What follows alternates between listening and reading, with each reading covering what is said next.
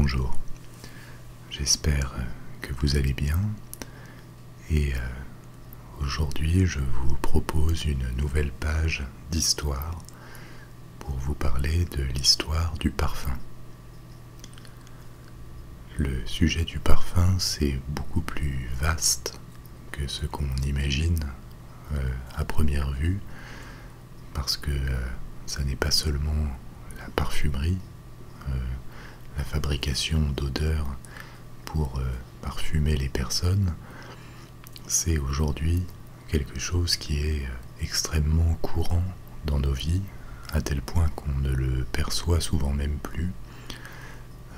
et qui est présent dans énormément de produits. Tous les produits d'hygiène, par exemple, les shampoings, les déodorants, même les dentifrices, jusqu'aux produits alimentaires. Il y a énormément de produits alimentaires, du moins qui sortent de l'industrie alimentaire, qui sont élaborés avec des arômes et des parfums artificiels aujourd'hui. Et cette présence du parfum dans nos vies quotidiennes, c'est quelque chose de très récent. En fait, pendant l'essentiel de l'histoire de l'humanité, le parfum était quelque chose de limité à une élite ou à des usages religieux ou médicaux à certaines époques. Et donc, l'histoire que je veux vous raconter aujourd'hui, c'est celle de l'évolution des usages, du goût et des techniques de fabrication du parfum de l'origine jusqu'à nos jours. Donc pour commencer notre histoire, on va bien sûr retourner loin dans le passé, à l'époque de l'Antiquité, et en particulier en Mésopotamie et surtout en Égypte antique. C'est à cette époque qu'on voit apparaître les premiers parfums qui sont très archaïques par rapport à ce qu'on connaît aujourd'hui, c'est-à-dire que le procédé moderne de fabrication du parfum, c'est la distillation des huiles essentielles qui sont dans des ingrédients qui peuvent être des plantes, mais également d'origine animale, et ensuite le mélange de ces huiles essentielles qui sont diluées avec de l'alcool pour réduire leur concentration et obtenir un produit utilisable. Les premiers parfums sont réalisés surtout avec des plantes aromatiques qui sont broyées, mélangées, parfois on les fait cuire et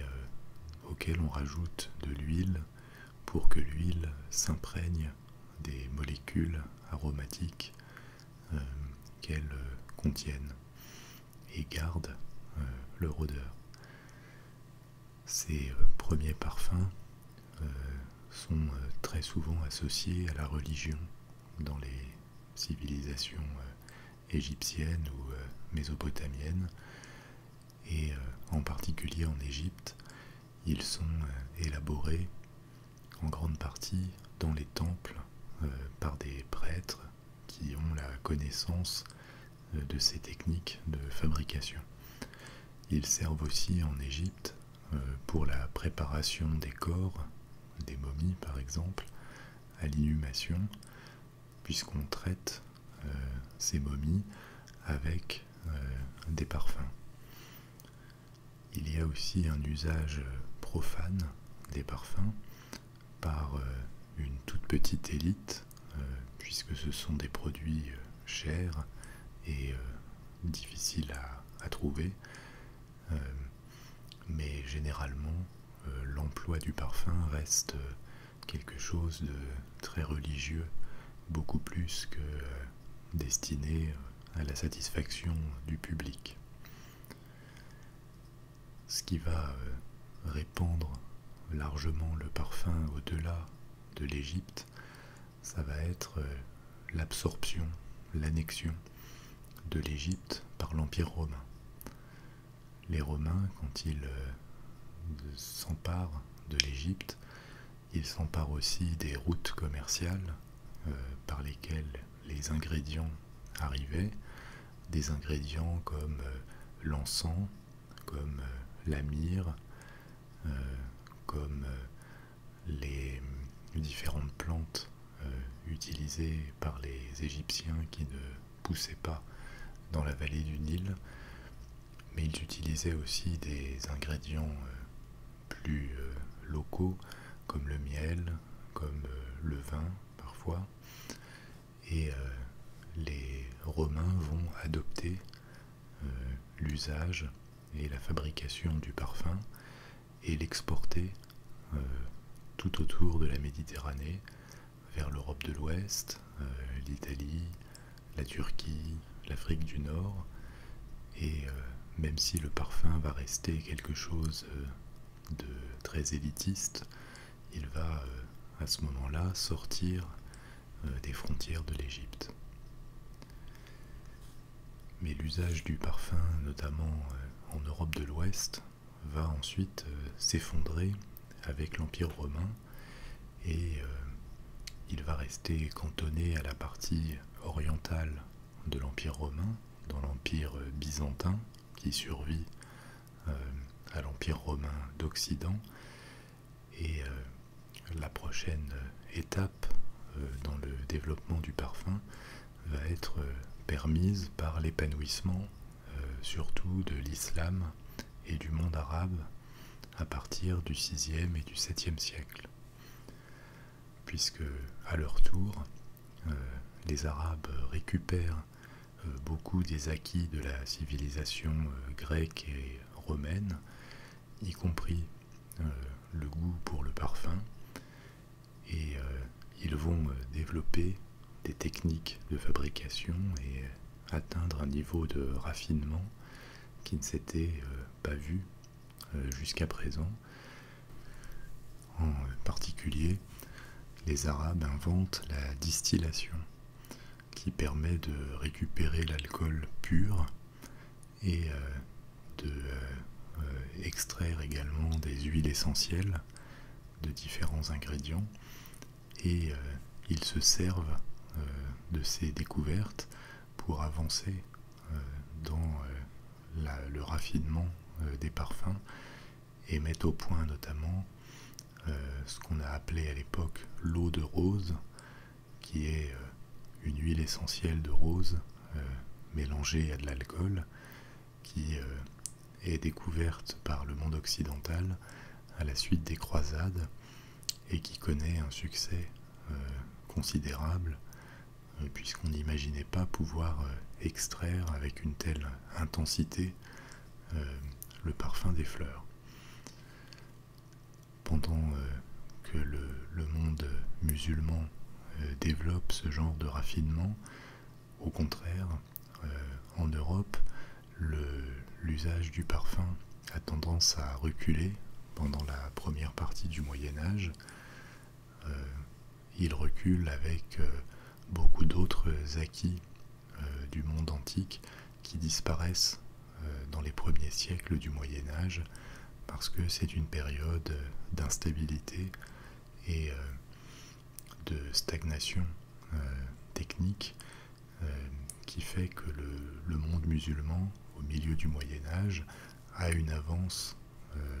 technique et intellectuelle assez forte sur l'Europe occidentale.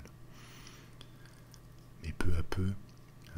avec l'émergence du commerce dans la Méditerranée, et en particulier avec le rôle de Venise, dont j'ai parlé dans la vidéo sur l'histoire de Venise,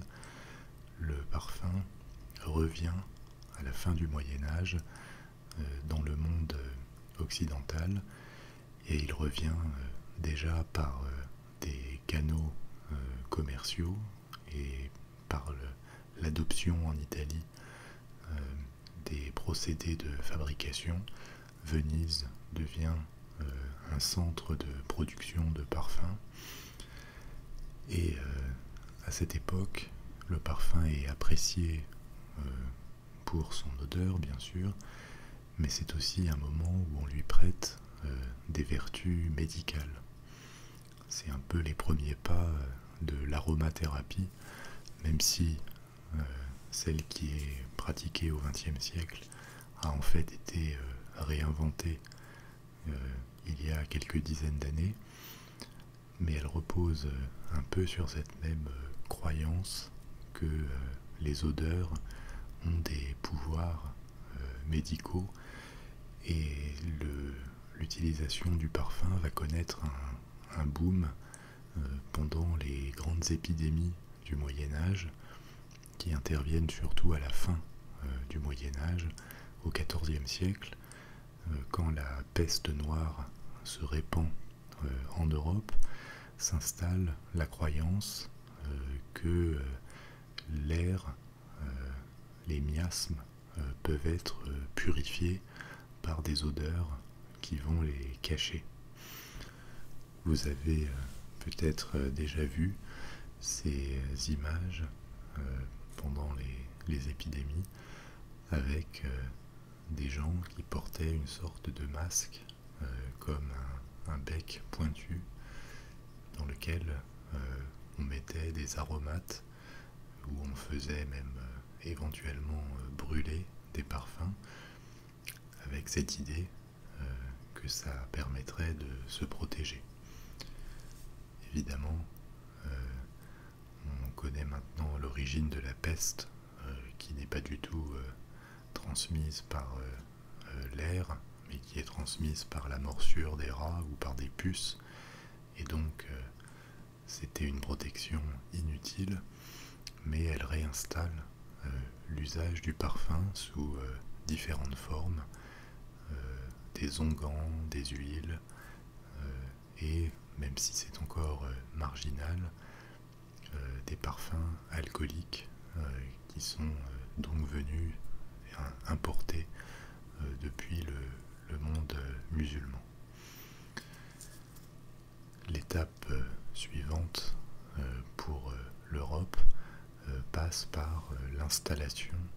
de cette industrie du parfum en Italie, et depuis l'Italie, elle va être amenée en France à partir du XVIe siècle, et elle va trouver en France un terrain particulièrement favorable pour s'installer. On raconte souvent, et c'est vrai que c'est ça qui a répandu l'usage du parfum dans l'aristocratie française, que c'est Catherine de Médicis qui a amené d'Italie l'usage du parfum à la cour française. Catherine de Médicis, qui était donc une fille de la famille des Médicis, celle qui régnait sur Florence, et qui a épousé le roi Henri II au XVIe siècle, qui a ensuite été sa veuve, et dont plusieurs de ses enfants sont montés sur le trône, qui a également été la régente du royaume de France pendant une partie des guerres de religion. Et on est à cette époque en pleine Renaissance en France, et c'est au XVIIe siècle, le siècle suivant, qu'une véritable industrie du parfum va apparaître à Paris et dans le sud de la France. À cette époque, notamment à l'époque de Louis XIII et de Louis XIV, les différentes professions sont très réglementées. Elles appartiennent à des corporations, et personne n'a le droit d'exercer une profession sans avoir reçu l'aval de la corporation correspondante ou de la guilde correspondante. Et en l'occurrence, les spécialistes du parfum sont les parfumeurs et gantiers, parce que il était très répandu à l'époque de faire fabriquer des gants parfumés qu'on imprégnait de parfum, et ces maîtres parfumeurs et gantiers recevaient donc une formation comme apprentis, et ensuite ils pouvaient s'installer à leur compte, qui leur apprenait à extraire certaines huiles essentielles, même si beaucoup d'entre elles étaient directement achetées, et surtout à préparer, voire inventer des formules de parfums pour les vendre sous des formes très variées. Alors il y avait bien sûr les gants parfumés, mais il y avait également de la poudre, des bougies et des parfums en flacon, comme ceux qu'on utilise aujourd'hui. Cette industrie du parfum, elle va énormément profiter du règne de Louis XIV, parce qu'à l'époque, l'hygiène personnelle dans la noblesse laisse clairement à désirer, et on cache les odeurs avec du parfum. On les cache aussi dans les maisons, du moins dans les palais de l'aristocratie, comme à Versailles, où on fait brûler énormément de cassolettes de parfum pour masquer les odeurs. Et évidemment, le fait d'être prisé par l'aristocratie française et la cour de Louis XIV donne une aura à l'industrie de la parfumerie en France, qui lui permet de s'exporter vers d'autres pays européens. Au même moment, les commerçants européens, anglais, hollandais, français, qui ont pris la relève des Portugais et des Espagnols,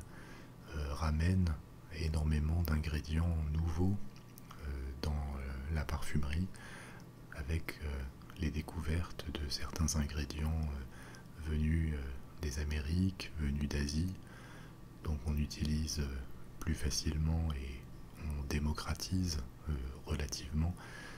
des ingrédients comme la cannelle, comme la fève tonka par exemple, et également des ingrédients d'origine animale comme le musc, comme l'ambre gris. L'ambre gris, ce sont des déjections de cachalots qui, quand les cachalots avalent un objet qu'ils ne peuvent pas digérer, leur système digestif sécrète une substance qui entoure cet objet et qui permet de le faire transiter dans leur intestin sans les blesser. Et donc ensuite ils rejettent ces masses un peu gélatineuses qui flottent à la surface de l'océan et qui progressivement sèchent et parfois s'échouent sur des plages, et c'est comme ça qu'on récupérait l'ambre gris, qui était donc un ingrédient extrêmement cher. Des ingrédients comme le musc, par exemple, viennent des glandes de certains animaux qu'on découvre en bonne quantité en Amérique du Nord, au Canada par exemple, et là encore ça permet d'approvisionner l'industrie du parfum en Europe et surtout en France. Cette croissance du parfum continue au XVIIIe siècle, toujours comme un produit de luxe qui est prisé par l'aristocratie, et une nouvelle étape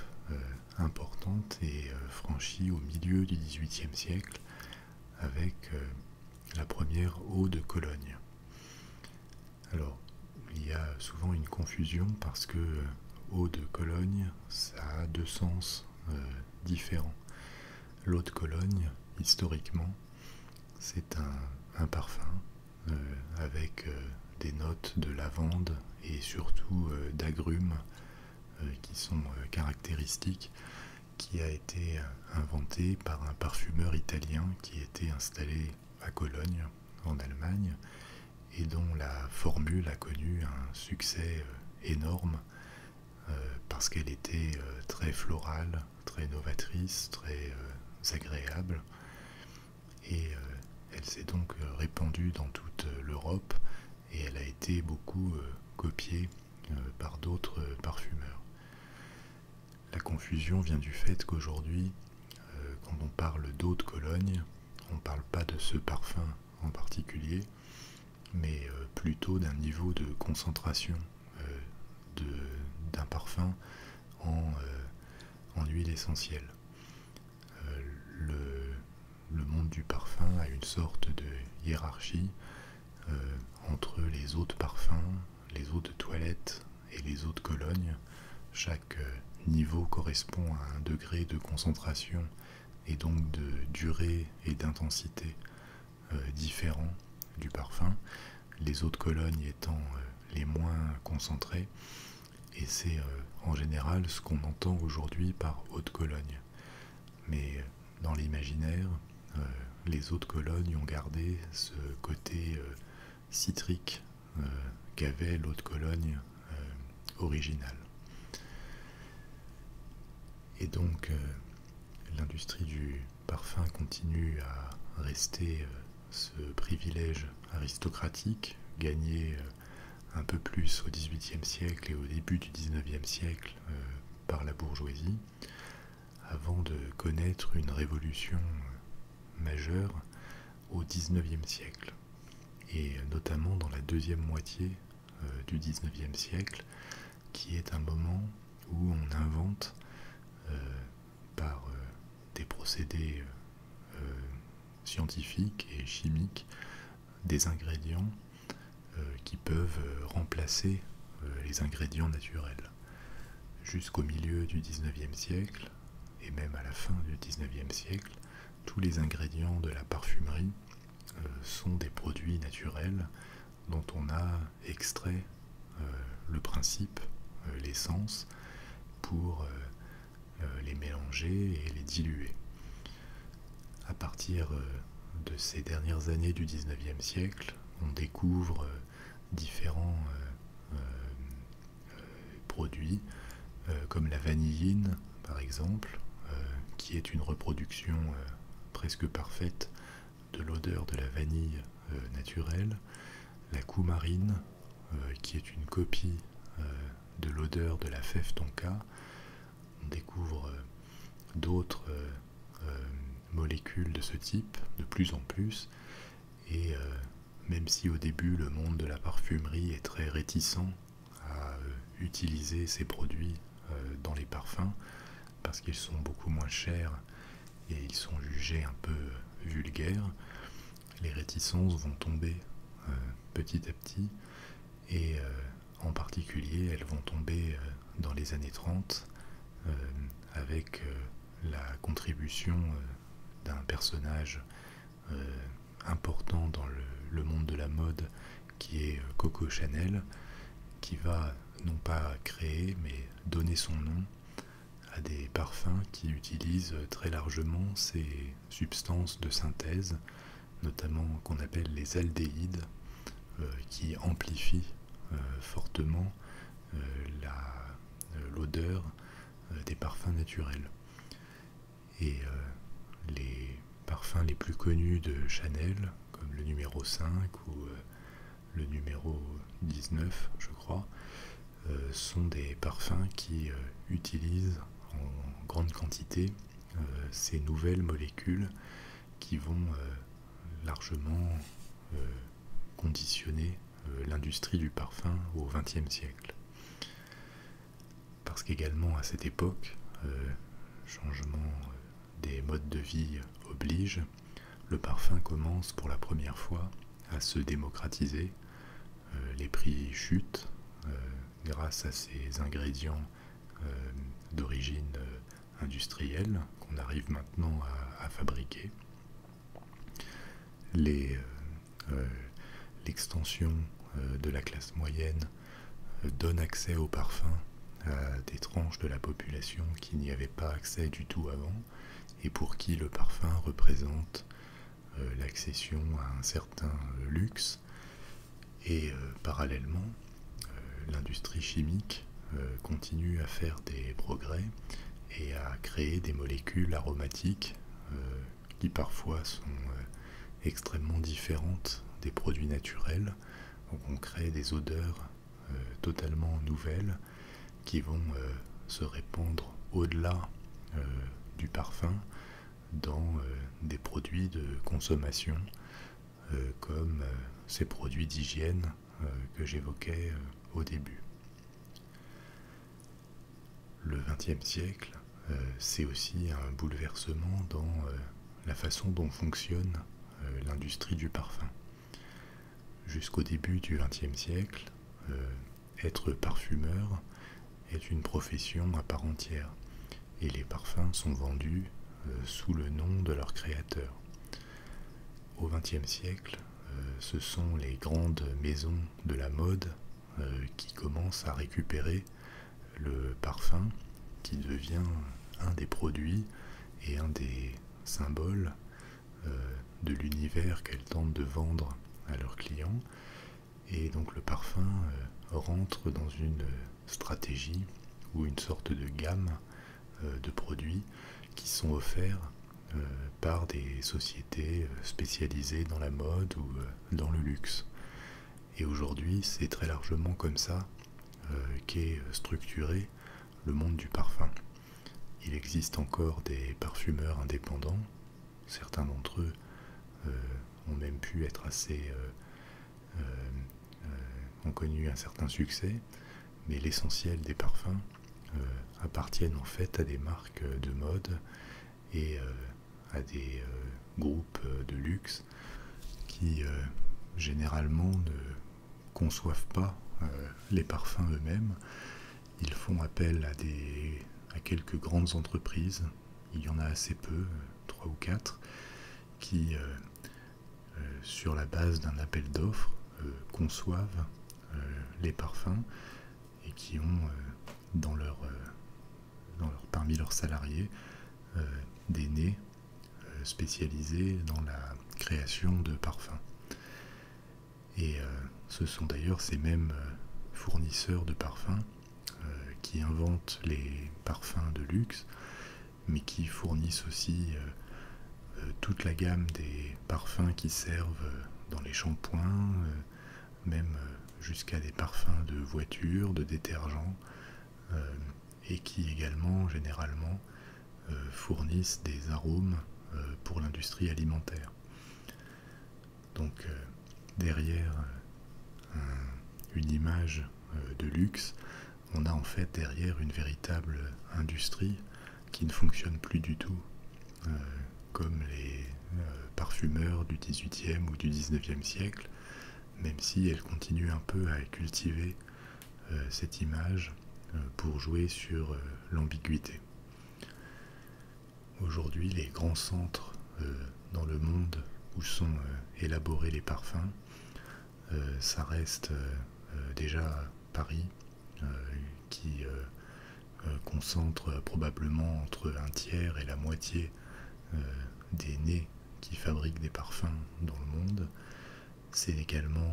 New York et dans une moindre mesure c'est Londres, c'est la Suisse, et c'est là que des parfums qui vont servir aussi bien à un shampoing japonais ou à un détergent brésilien par exemple sont élaborés avant d'être fabriqués à très grande échelle pour répondre à la demande du marché. Voilà, j'espère que cet aperçu qui est très loin d'être exhaustif vous a intéressé, et je vous dis à bientôt. Au revoir.